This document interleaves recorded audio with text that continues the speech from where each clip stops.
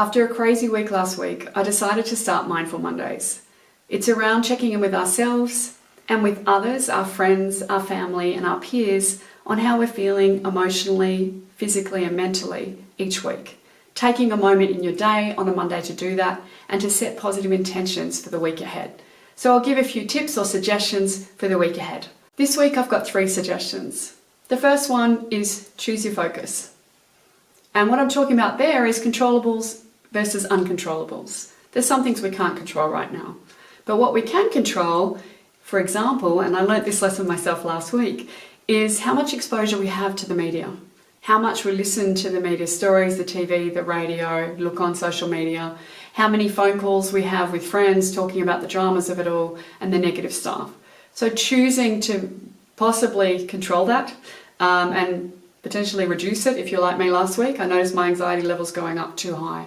So controlling that and also controlling things like diet and exercise. We know that in a fight or flight mode, our immune system is suppressed. So taking that extra focus on nutrition and planning and having probiotics and prebiotics at this time, more mindful around eating at this time.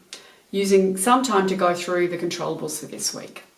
And also around choosing your focus, being aware of those thought patterns and reframing them. So it may be that, yes, there's a lot of negative stories. What can we reframe and make a little positive about it? Or what can we do to shift our headspace if we're going into a negative and have some more positive neural pathways?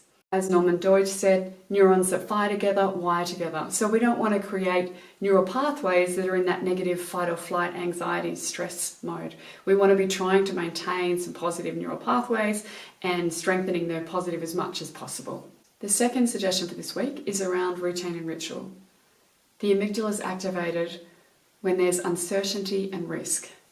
So bringing in repetition and some predictable behaviours is an important part of trying to keep the stress levels down.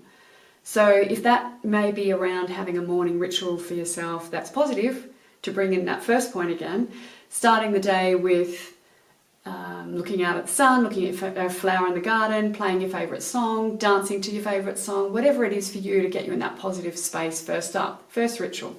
And then having set rituals and routine, set times for doing things and blocks of times throughout the day.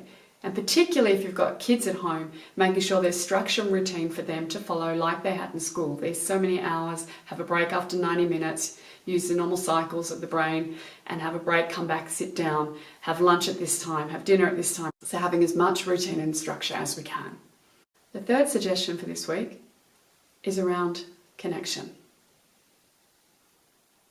A UCLA study showed that isolation without connection is the equivalent to smoking 15 cigarettes a day.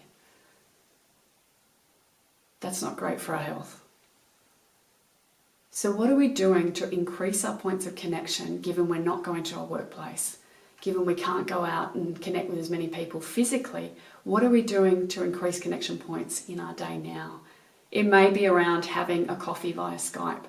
It may be around having online glass of wine with family members. It may be about joining community groups. There's lots of great community groups that are opening up to support people and provide those points of connection. And not just community, but larger groups worldwide. So communities both local and worldwide are expanding and opening everywhere. So taking advantage of that and connecting with different people who have similar thoughts and can provide that structure and support. Or it may be also, and it may be, connecting with your pet. So bringing all of these different ways of connecting, and there's more, but bringing more of that into your day to ensure that we're meeting the needs of human needs of having connection. To recap, the 3 suggestions for this week are choose your focus, ensure routine, and increase connection. Have a fantastic week, and I'll see you here next week.